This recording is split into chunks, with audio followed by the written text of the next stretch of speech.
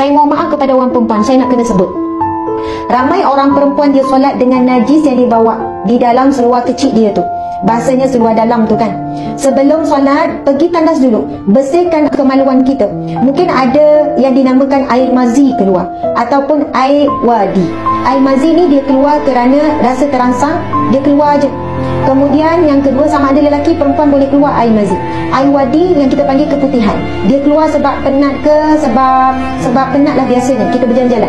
Yang kita nama lendir yang keluar daripada alat kemaluan tu, para sahabat, para wanita sekalian, apa yang keluar daripada alat kemaluan kita itu adalah najis.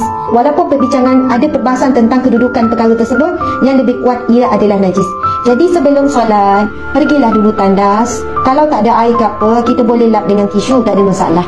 Kemudian kita bersihkan, baru ambil wuduk. Dan seluar yang dah terkena najis tu, janganlah pakai pula. Samalah, dah bersih pakai balik. Masukkanlah dalam handbag.